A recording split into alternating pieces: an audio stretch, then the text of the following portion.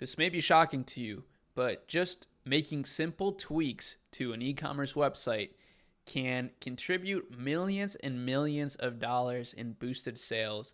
And in today's video, or rather podcast, I brought on my friend Samuel Hess, who is the owner of Drip Agency, a CRO agency that goes into every single detail like a mad scientist for huge 8 and 9-figure Shopify stores, and allows them to unlock more revenue from the traffic that they're already driving. It's quite amazing. And in this specific podcast, we went so detailed and even went into some of these experiments that Samuel has done to uncover some secret metas that you may have not thought of when it comes to CRO.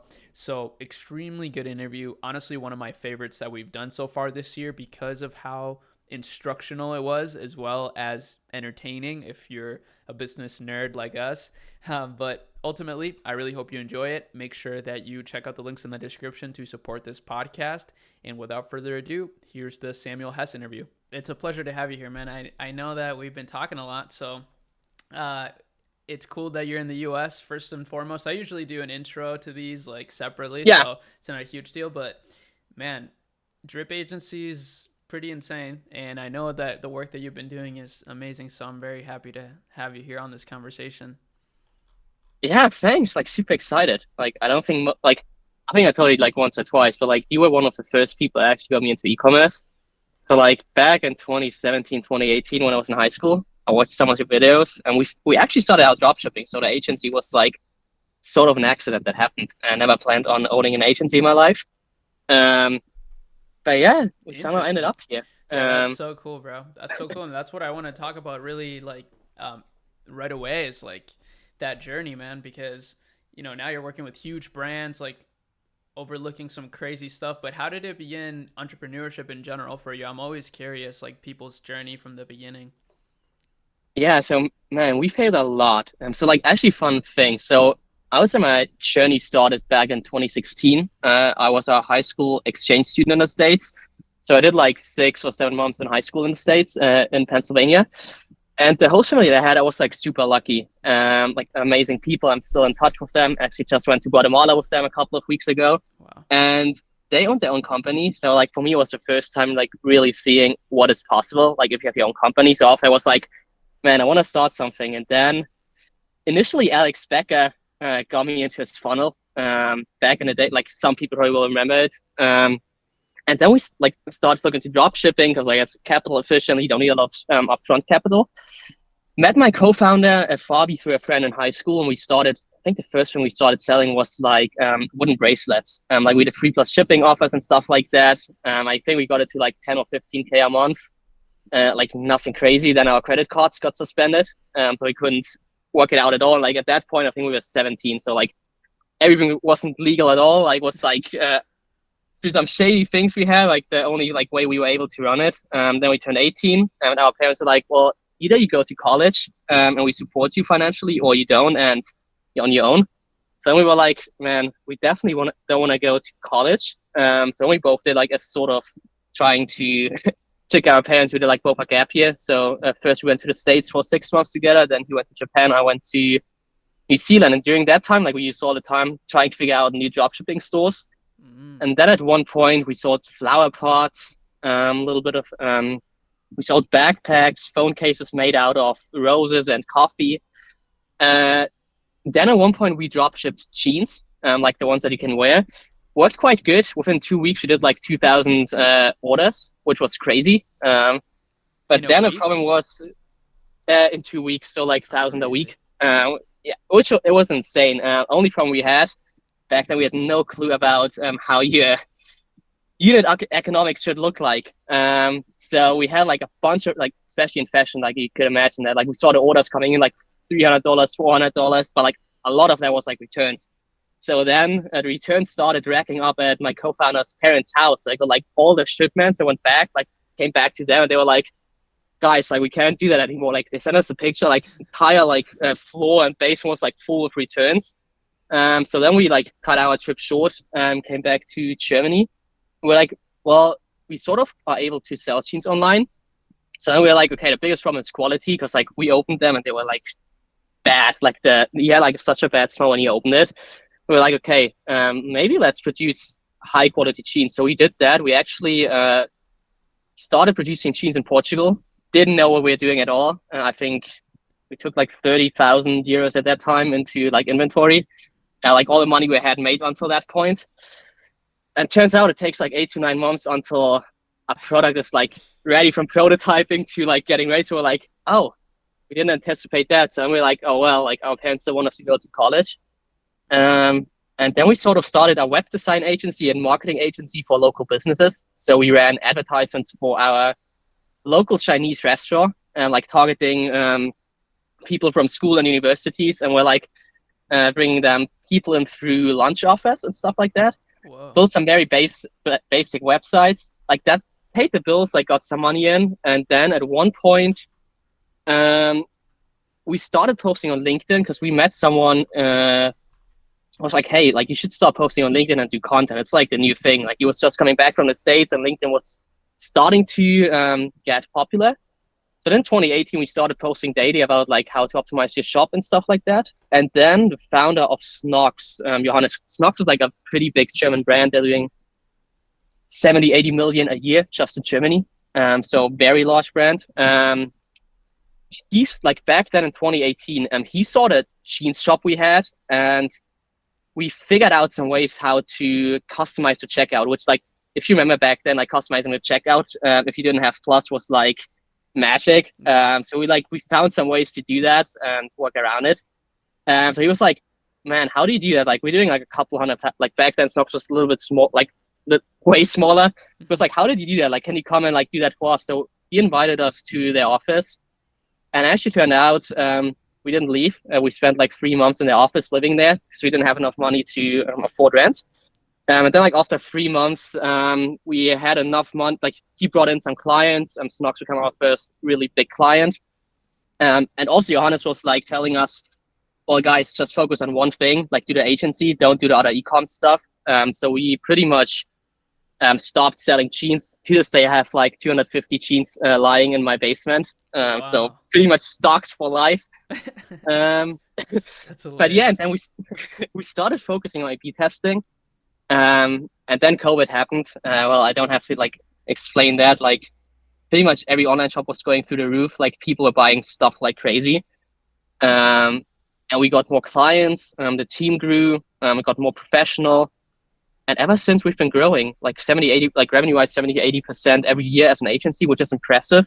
And now, yeah, starting this year, we started to do our marketing and like our content in English and everything. So now, because like sort of in Germany, we hit a ceiling, like it's hard for us like to grow at that pace. So we just want to try to go more international.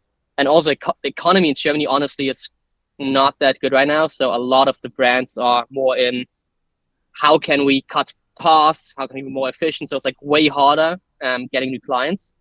So yeah, wow. But that's like the story, very short, compressed into some minutes. But it's been a crazy journey.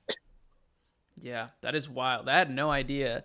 That's so funny with the jeans story, man. And what I think is really cool about that too is how like that store, in a weird way that you probably would have never imagined, led to like meeting that guy that wanted, oh, he's like, oh, that checkout's really cool. Like you guys should help me. So that's amazing. Yeah, it was like the most insane thing. Like we would never have thought about that. And like that would like, because I mean, we were thinking about, okay, how can we get in touch and like, how can we work for people that own bigger stores?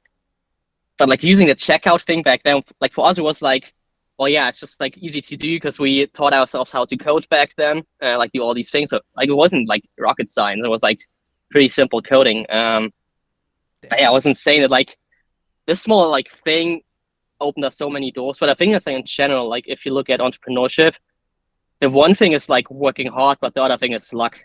Like there have been so many like moments in our journey we've just got lucky. Yeah. Like honestly, like you need to accept it. Like you can show up every single day, but like still have so many things that are out of your control. But if you just keep showing up, keep putting in the work, like you're gonna get lucky one day. That's a good way to put it. Let me ask you this actually, just as a really hot value drop that I just thought about. back then, like you said, kind of like the magic was being able to edit the checkout. What's one thing today that you think is like that back then that's like undervalued when it comes to, let's say, Shopify stores, like CRO I, or I something? on it. I honestly would say in general, it's just doing customer research and user research. Like if you do user research and if you understand the problems that users have, and maybe read some book like read Alex Hormozi's 100 million offers, 100 million leads. Like if you understand problems and you know how to create offers, you pretty much can make money with anything. Definitely. That's what I would say. Um, like all the technical stuff like GPT and like AI, honestly, like if you're not doing like crazy tech stuff, you can like, yeah, like that's also one thing. Like coding, in my opinion, developing is gonna like decrease in like the skill set because like it's so easy to do it with that. Hmm. So the biggest value is getting creative with like first of all understanding users and then getting creative how to offer things. Um, it's amazing, I think. Like I love the technology is moving that way. So you can like all the powers like back to your creativity, like what you can do in the market is. Because you don't have to be you don't have to be super powerful and like super good at like these skills like coding. Because back when we started in 2019, man, it probably took us like 1.5 or 2 weeks to figure out like how to implement like that code snippet into our own checkout, Yeah. like learning everything. And now it's like, well, you could ask GPT how to do that. So the So true. fundamentals are like more important. So true. That's actually, I love that answer. And like, you're totally right, bro. Like, the fundamentals are more important than ever. I see it a lot, even, with the people I talk to, let's say, like, I don't know, random interactions. I feel like I can almost tell when people are using ChatGPT for like different conversational things. And I realize so much more like, wow, people who are like witty, like naturally, or like whatever, like it's so valuable these days. Yeah, like it's insane, and it's like it's enabling you to do so many crazy things. Like one value bomb probably is analyzing your data with GPT. Like I mean, like I showed you the tools I think a couple of days ago. Oh, dude, it Um, is so crazy. yeah, we can do an entire thing on that and like breaking down some stores. But yeah, using GPT to analyze large data sets is insane. I mean, if like then you can teach yourself how to scrape things off the internet. Like that's the other thing, because like you need the data from somewhere. But if you combine scraping and analyzing, you're onto something. Yeah, that what was that? It was a tool that you made, but that thing was so insane, man. And we used it as an example for like a brand that I'm working with, and it like clearly, like just I don't know, man. It's just so powerful how that can tell you so much about the business, like exactly what you need to Yeah, fix, basically. yeah. So pretty much with the tool, it's an internal tool. Like we thought about, like maybe one day we're gonna make it public. We're not sure about that yet. But what the tool does, it pretty much scrapes all the review data, um, and then based on the reviews, it gives you the psychological reasons why people buy from the store inside, like what features are overlooked. I do have to say, like we have an entire psychology team in house that are like, because the prompting is the most important part, like Mm, about getting that right. But that's basically what the tool does. Like you can like do it way less sophisticated and like still get amazing insights out of it. But yeah, that's what we are building with GPT and like trying to leverage it as much as we can. that's insane, man. And then, I mean, I know a lot of my audiences, particularly people that are getting their shops up and running. So there's a wide variety in my community, honestly, but I do see that a lot, and I'm just curious. I always like to ask people who have like kind of made it to a certain level, like what is something that you recommend for someone who's just starting out, like maybe a drop shipping store, like a branded drop shipping store. Um, so on like it's gonna sound so weird as a CRO guy saying that. In the beginning, your shop doesn't matter at all. It's about the messaging in your ads. Like I tell people over and over again, but like it's the same like CRO wise. Do your research right, understand the problems, and then just try different angles with the ads. I sort of think it's funny because right now we are launching our own shop like with digital products, Mm, and I'm going like through all the phasing, and I'm like, oh man, like I'm falling into all the traps like that you do as a beginner, and then like remind yourself, well, in the beginning the shop is just like it needs to work, like it needs to be clear, like you don't need any fancy things, just like show the product. if you sell fashion products, like help them find the right size and stuff like that, just like the no-brainer stuff. But then focus on the ads, the marketing. I'd say like before you hit 150, 200K a month, like your CRO should consist of analyzing and doing user research instead of like doing crazy testing on your shop. Damn, that's so true. And I think maybe people don't look enough at that and instead actually look a lot towards, like making sure everything is perfect on the site, as opposed to like making their ads like really compelling. Yeah, like I'm a perfectionist, but that's the thing I had to learn the hard way. Mm. It's better to ship and reiterate than take ages and not ship at all. So yeah, like the shop that we launched right now, I'm not proud of it, how it looks like from the optics, like there's so much stuff you can improve, but I'm like, well, it's better out there and like generating some sales instead of not generating any sales and like having no data at all. So true. The data, man, that's kind of a big key component right there. Look, Yeah, data is everything these days. I don't know if I showed you like that tattoo. I don't know if you can Let's see see, it. go more data. Whoa, no, I've Yeah, never seen that. That's yeah, fire. I'm going hardcore on that. But yeah, data is the most important thing. Just, you can do anything with it. Yeah, that's true. I realize it more too now with like some of the things you were mentioning, like, AI, it uses data to learn, and like same with us, like, we use data to learn too. So it's actually insane how powerful it really is. Yeah, it is insane. Um, it's like so easy to use. Like it is so easy to use it. So easy to get it. Like for example, if you haven't shopped, like if you have a store, like if you're just starting out, like one thing you can do, go to Reddit, scrape a bunch of the data off. I think there are like some public scrapers. Like for example, let's say you're selling watches, go into watch communities, like try and figure out what they're talking about, scrape it, put it into GPT, and be like, hey, I want to start a watch brand. What are the top 5 things I need to be aware of, or like what buying factors are people looking at? And then then GPT probably would give you a breakdown like, yeah, some people are just like looking for aesthetics, you can get them. And some people, it's important that you have a good movement in the watch and it's like legit and like not some cheap movement. So yeah, that's like how you can get started with using data and just experiment around with it. That is insane. That's such a good tip. What do you think, like, for big brands? I'm curious what your take is. Like, what do you think they're doing wrong? Like, what the brands that are dying right now? Because even as you mentioned, in Germany, some brands are struggling. Some brands struggle here too. Um, I think personally they don't adapt, but I'm curious, what do you think is like behind that? Yeah, so it's super interesting. I mean, like since we're working with some very big brands in Germany, Mm-hmm. unfortunately, like we also just had like in February. I don't know if you know Cardi B. It's like one of or it is Germany's largest luxury retailer and like fashion house for like high end fashion. So they went insolvent, and after that, like they actually completely shut down their online shop.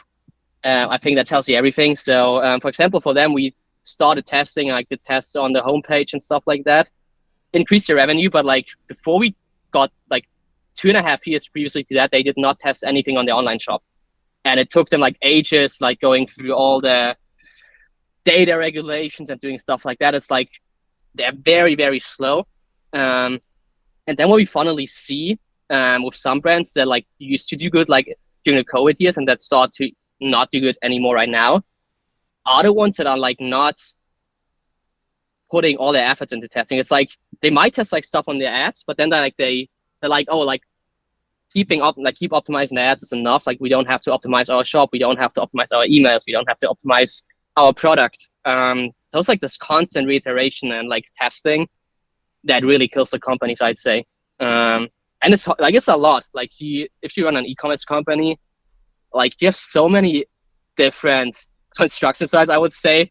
Like you have to be good at like everything. Like you have to like be on top of everything. And you have to test like everything all the time. Because like once you stop, that's like one quote I forgot like how it's called. Like the moment you stop becoming better, you stop being good, something like that. And that's what I believe in. Like you always need to reiterate and test to move forward because the market is only gonna catch up.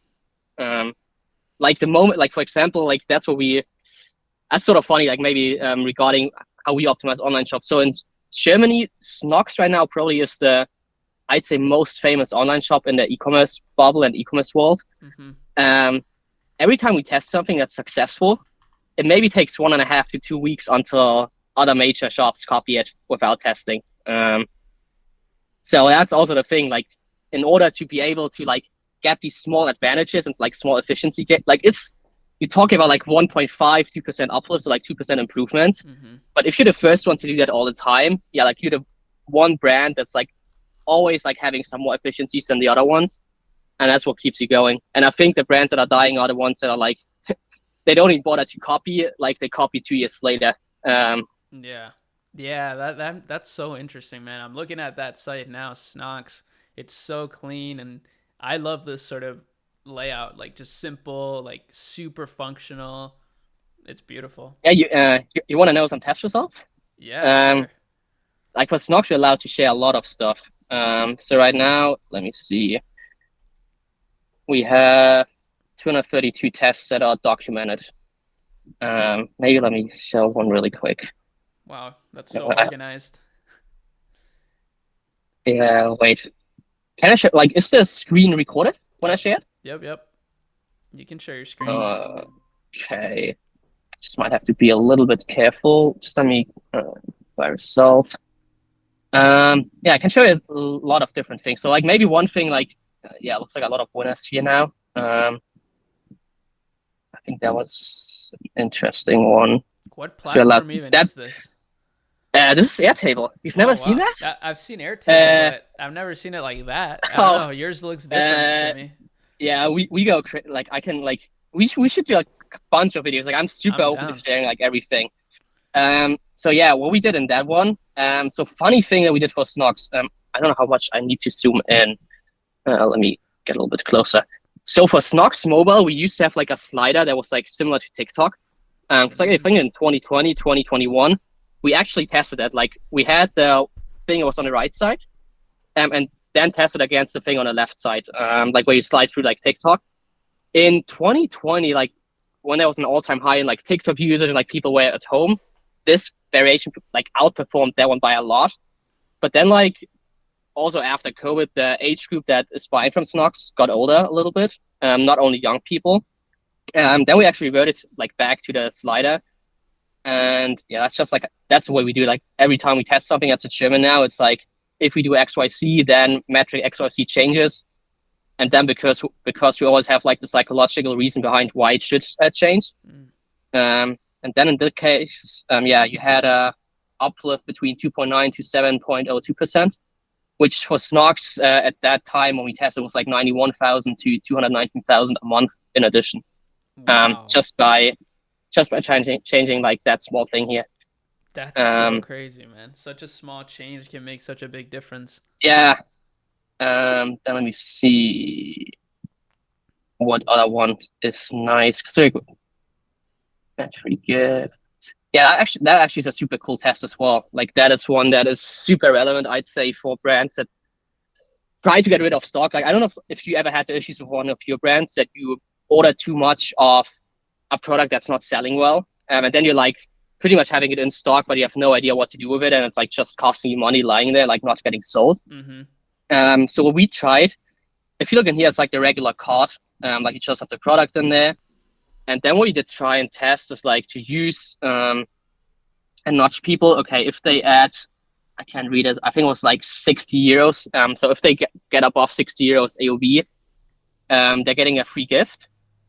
So we added that. That was during a sale. So like the time here was quite short. Like we still had like 16,000 orders in that one, but that increased like yeah, it wasn't that big, but it's like 2.7 thousand to like 18,000 euros for that sale event. But you still like you still get like rid of all the products that are in stock. So like you get room for like the best sellers.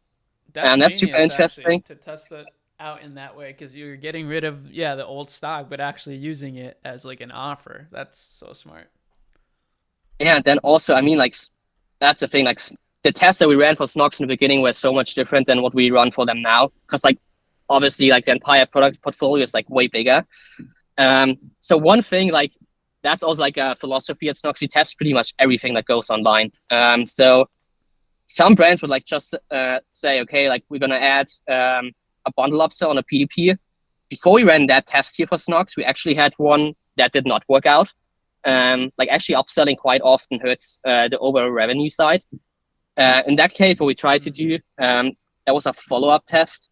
We just tried to make it like way easier. So people, I think if you go to a live product page from Snox right now, you just can select the color and size like way easier, and you see the savings instantly. And that test is also a small change, like 0.91% uplift in revenue. But that's also like 5 to 28,000 a month recurring. So that's like 60 to 350K a month, a year in additional revenue by a small change like that. Just showing it here. Wow. Crazy how these, like, how do you test like this? How do you do this so like methodically? Oh, that's a good. I'm gonna stop sharing really quick. That's a good question. So most people don't realize like when they see A/B testing in ads, or like when tools are pitching it, they just like see the visual editor and like they push the changes live. So like actually the big part about testing is like you have a bunch of science behind it. Like an A/B test is like nothing but a controlled scientific experiment where you're like trying to figure out how does user behavior change. So the way we do it, and like that's maybe a pro tip as well. We mainly use A/B Lift as we might be able to get affiliate link and like get your community a great discount from them. So that's like a German-based tool. And the good thing with them, you pretty much for a very good price get unlimited data and like all the raw data. So we use that tool, and then before we start a test, you have to calculate, okay, how many users are you gonna? It's like a very probably should do a tutorial on like how to actually set up an A/B test, thinking about that. But you pretty much try to figure out how many users do I need to detect an effect of, let's say, 2%. And then there are like statistical calculators you can use that are going to tell you, well, like if you want to test on revenue, you're only going to need like, or if you test on revenue, you're going to need like 200,000 users per variant. If you're going to test on conversion rate, which usually is easier to detect, you're only going to need like 100,000 users. And that's like very structured process how you test. You run the test, you let like, that's also the thing, you let it run until you have the amount of users that are in the variation. Because otherwise, if you stop it in between and peak, it's like pretty much like gambling. Like it could be luck, like you don't have power in the test. That's like how you call it in statistical terms. I don't want to dive too deep into that because like it's such a big topic. I'd love to do a tutorial on it though. We should. I'm down to do like that would be really fun to just do a video like this where we go over some sort of test, because this is super interesting to me as well. Just like the whole science behind it and the way you structured it, even in your documentation. I'm like, whoa, like that is extremely powerful. Maybe we do have some like finally like I saw the one video you did. I just have like to try to not show the revenue data of that brand. We did like send a friend as well. Yeah, like one of, I was gonna mention that. You saw it in my video. Yeah, let me see. I want to like pull up one test that was like, oh, here we go. That was one of my all-time favorite tests we did. Yeah, here we go. Yeah, you might have to blur something later on. I'm just gonna go through it. Sure. So Send a Friend is a brand. I'm just gonna share it. Yeah, it was such a fun project. Like if Tyler is listening to that, shout out to him. Amazing project. Like we did the A/B testing for them and then trained the in-house team. And one of the things, like there are so many things tested on this shop, which is insane actually. They have an awesome shop, man. This shop is so cool. They do. I just forgot to screen share the right tab. So for example, that product page, stuff like that here, the emoji in here, we tested that. We found out. I'm gonna show you the process how we found out about that as well, actually, right now. So every time, like maybe that's like giving a little bit of insights into how we work. Like for every project, we do a lot of research. Like we do custom voices, like different surveys we run. Then expert interviews, like just doing different interviews with users. He done scroll map recordings. And then one thing we're really good at is looking at scientific papers. So we quite often will go out and like go to Google Scholar and like digging up all these scientific papers and trying to figure out what can we learn from them. And then one of them, let me see, there was one with emojis. That's insane. Yeah, here we go. Here we have the use of emojis in marketing. So our psychologist, like Marie, she's leading our psychology department. She went through that entire thing and like, yeah, try to figure out how we can use that. And then a test, because like back then she was doing that project, she came up with the idea of like adding the emojis to the products. I love that. And that test, so let me see, I need to find it really quick. That looks so cool, honestly. Oh yeah, that test, I can give you the relative number. That was like a 2% uplift of the revenue. And that's like, if you think about it, it's insane. Like just adding a small emoji. But then that wasn't even my all-time favorite. So going back to the add message sensors, here we go. Can you see my screen right now? Mm-hmm. Okay. So that's probably like around, I don't even know how long ago, 2 years, 2.5 years ago. But we ran that test because that's still our old CI. So we started optimizing for sender friends. They like you always have to have a personalized part with the product. You always need to fill that in. So what we figured out, and we set up events in Google Analytics, and we tried to see how many people are dropping off at that stage, like adding something in here. And we watched a lot of session and screen recordings. We saw a lot of people were like struggling coming up with something here. Like obviously, like you don't see the exact message they type in when you have the screen recordings. But we saw, okay, like there's a problem. And then quite simple solution that we actually came up with. So that was the reference. We added, as you can see now on the live page, you have like write a message or start from those ideas. So like every time you click on here, that was before GPT, by the way. So we had to come up with all these things on our own. So we went into the research and like we ran surveys and asked the people for what occasions they are gifting these stuffed animals. And then we like figured out, okay, we like based on that data, like these are the 4 that we should run. And that test, I just have to stop the screen share right for a sec to give you the data. Smart. Yeah, that was 3.32% in revenue uplift. That's that's such like a how cool change, dude. That is so genius.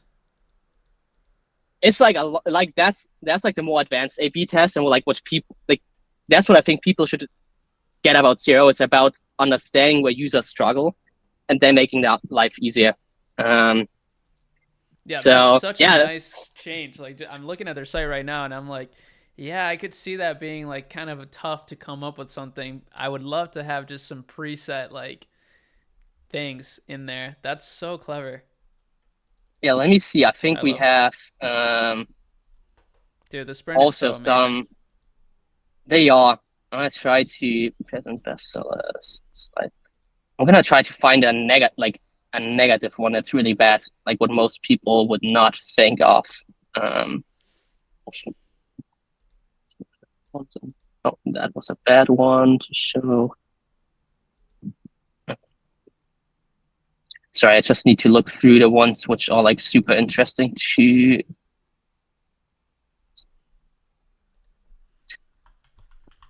And yeah, that maybe.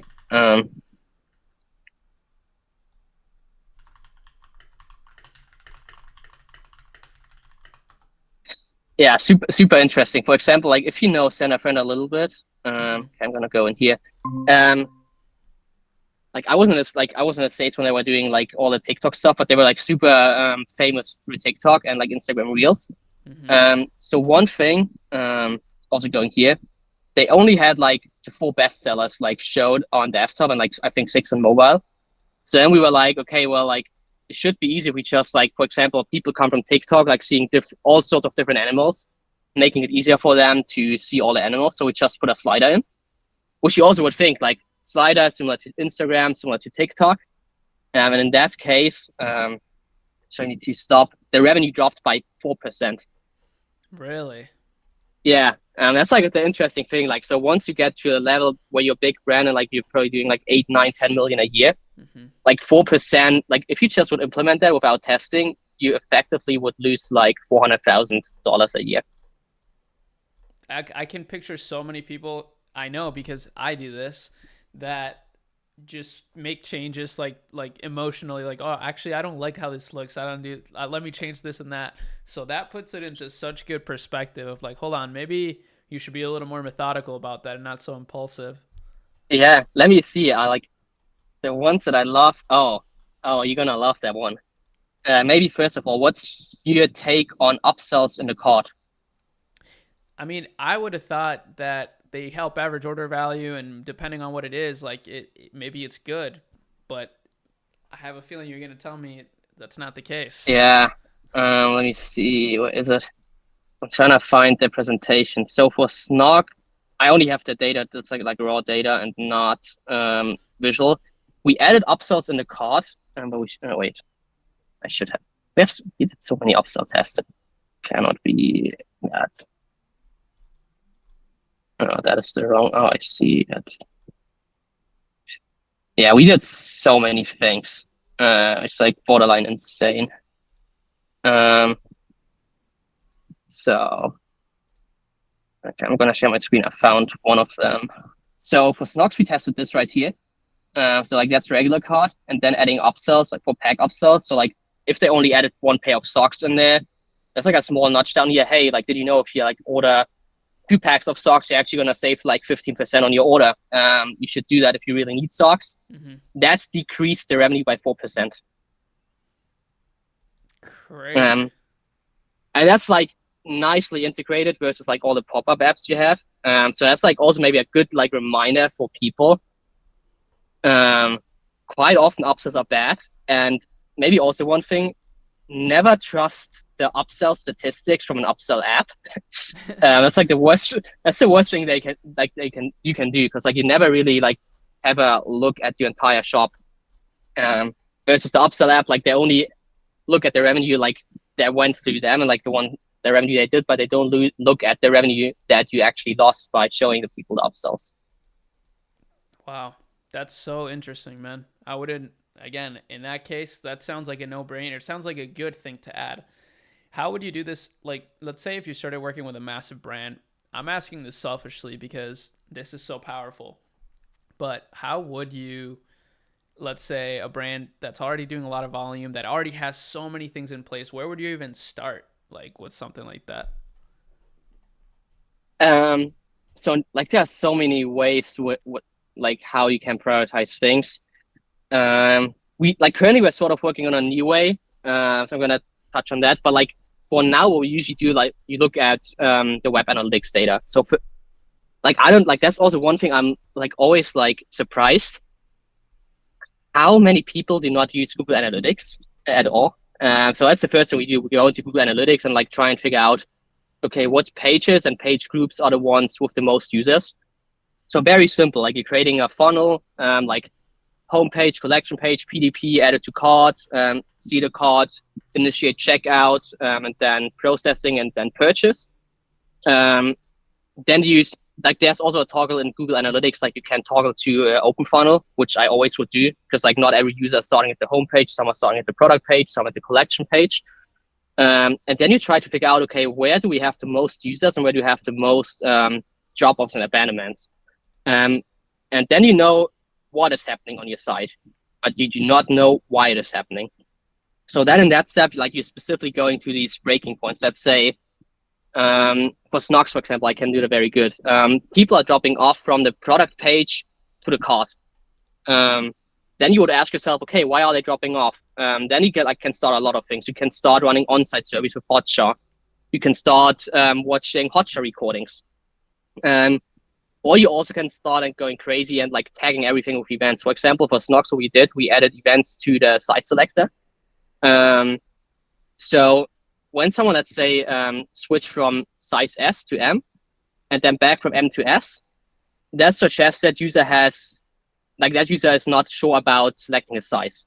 So at that moment, he's uncertain, and there's a high risk of the like user dropping. And like that's the question we had. Like, okay, how many people are dropping off at that stage? So then you set up the event, and then you pretty much compare. Okay, if a user is clicking between two sizes like more than 3 times, I think it was, like they are way more likely to abandon the site.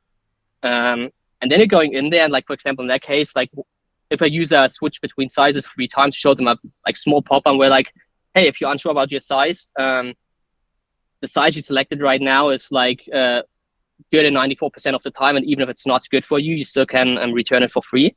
And then like you're nudging the user, so like you're really trying to narrow it down. Like the further you go into a page, to try to get to the real, I call like a decision tree, like where can the people go? Like do they go left or right? But you're trying like first trying to ask what is happening, and then why is it happening? And if you can't figure it out, like you test something and then it doesn't work, you like again you go into data and you ask yourself, okay, why did this test not work? For example, you could have like simply shown a pop-up with like this product fits as expected.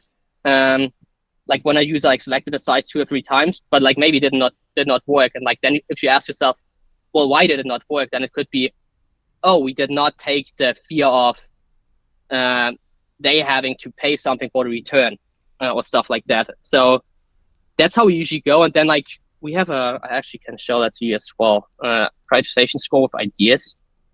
Just let me, it's, we're going crazy with some things. Yeah, I'm very curious about that because I would be so overwhelmed. I mean, I'm a little overwhelmed as it is, because I'm trying to apply some of this to, the brands that I know. And I'm like, where to even begin? Yeah. Because people tend to add so much stuff over time, So this is that like we're depreciating that model right now. Like we currently still use it. But let me pretty much explain it to you. So for Snog, so we did, we went ahead and we tried and figure out what page, like we track all these things, like what page has the highest win rate, what page has the highest inconclusive rate and stuff like that. Where's the test running, what devices are running on, how many people will probably see the test, like how highest exposure, like if we change, for example, the header bar, like everyone's going to see it. If we change something very down on the product page, like maybe only 50% of people are going to see that. Then one super important thing most people skip is like research. Like, do we have actual data that this feature can work or like it's going to solve a customer problem? Because if it does not like have any research indication, it's just like an opinion, and an opinion never should have more weight than actual and factual data. Then also stuff like how easy is it to implement. Then something that's specific to us, we sort of invented our own psychology model. We're also going to publish it like later in the year, I think. We're like tracking win rates for these brands. And then we have, where is it?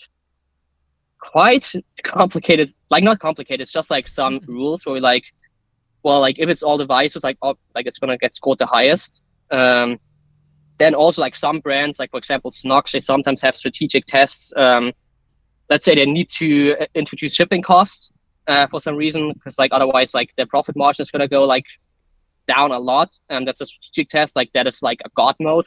That's just going to like get straight to the top. How easy is it to implement? Like if it's very easy to run the test, it's a 7. We just choose to do the numbers in that way. How many people will see it? And then also it's like in here we included something on the win rate. So like if we find patterns that work good, we want to squeeze them out. So we want to focus on the things and the ideas that actually have a very high probability to win. And that's actually like in that case, I get a prioritization score. It's like 36 points or like 30 points. So based on that, like we would pick what's on top. But right now what we're trying to get to is I unfortunately can't share too much about that yet. We're building a huge database that pretty much is able to give you out a probability score, how likely it is that a specific feature will work for you. So for example, like if you're running a header bar test, then we don't want to tell you the prioritization score is 80. We want to tell you with a probability of 76%, this feature will actually increase revenue for you. So that's what we're trying to get to, like, which is possible with all the data. But right now, like, if there are people trying to use like simple prioritization models, that's like the way I would go to. Like Jeez, just like figuring out how many people see it, how much data do you have to back it up. that makes a lot of sense. That's insane, man. I mean, I'm super impressed with everything. We have to do a part two because I mean, I feel like we're only scratching the surface.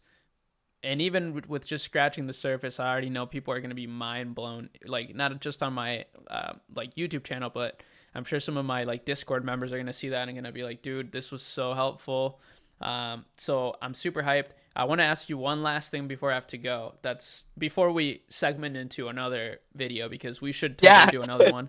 But I want to ask you, what do you think about uh, pre-landers and listicles for driving cold traffic? Fun, good I or no? love them. You love them? I love them. So I unfortunately cannot tell a brand name about that. We've worked with one client in Germany for the past 2 years. They grew from 6 million a year to 100 million a year. Yeah, it's mind blowing. But you also have to say that the founders, like before doing that project, they like had other ecom brands for 10 years and like were struggling. So that's like again getting lucky with the right product. Amazing people. Yeah, like freelancers, and we actually optimize that. It's super hard to track it because you need to track across different landing pages, and like usually listicles, advertorials, they are not on the brand's URL. They usually are like a bunch of companies, for example, actually buy coupon sites and like show different coupons of like different brands, and then usually like obviously like their brand has best discount code. But for cold traffic, it can work wonders. You do have to be a great copywriter. Like the copywriting is so important. And in order to really get to that point again, you need a lot of user understanding. And that's again, like do a lot of research, trying to figure out what do they actually need, and then can put it into sections. But it's like freelancers, advertisers, like if you like definitely test them. I also would encourage like directly sending people to the product page, but like test what's working better. Yeah. But I love them. It's just like completely different to optimize, honestly. Because like they are like, we did not completely decide on like one philosophy, what's like the best way to do advertise and landers. Because like on the one hand, like what we did for this project, we optimized for revenue. The problem with that is like you're so like on the advertorial, like so far away from the revenue that you need huge amounts of data to like, for example, oh, should we add like this content section in here or should we remove it? It takes like sometimes 8 to 10 weeks to get a result based on revenue. And then like to get faster results, you could be like, okay, well, can we optimize for like clicks onto our next landing page? So would you say yeah, probably don't apply it until you're at X amount of like users flowing through, or would you? Well, I think that's how it is. Usually people use these for scaling more than anything. Yeah. So I mean, I wouldn't like if you're below 100K, like I don't think that's the way to go. I think you have like way bigger issues than that. But definitely try to use them to scale. But just be aware that like testing on them for revenue goals is insanely hard. So like then like maybe just try to test completely different angles in the advertorials and like in the listicles, or like try an advertorial versus like a coupon page that you own. So like doing bigger tests, but I definitely would encourage people to to test it. I've never considered owning a coupon page. I wonder how well those do. I mean, it's part of the funnel, right? Like, so first of all, you educate the people with, let's say, an advertorial or listicle. Then next, you retarget them with a coupon page. Then if the coupon doesn't work, like it's like all these small steps, but you use the coupon page to get especially Germany, like, man, people are so different in Germany than the States. They're like so much more careful in buying stuff. So sometimes you really need to nudge them a lot. Wow. Well, that's powerful for the US markets, man. I mean, yeah, we'll have to do a part 2 here. This is way too valuable to only contain in one part, but yeah, that's kind of the goal with the channel. Like I want to continue to bring on people like you, just have like random videos, just random value sprinkled in there. That's just really mind blowing and, educational for everybody. That's maybe one last question I have to the community. Like if they have any topics they want me to cover, because like that honestly for me is the hardest part, like knowing what is relevant. like Yeah. put it in the comments. I'd love to do like content as well on that. So Yeah. Anybody that that'd be watches amazing for me. this, whether it be on YouTube, Twitter, wherever I post this, whether you're in Discord or anywhere you want to say something, let me know. The more data we can gather from this, the better we can make the next one. Yeah, definitely. Man, it was a pleasure. It was so much fun. It was. Thanks. Likewise, man. Likewise. Thanks again, man. Talk soon. Yeah. Bye bye. Bye.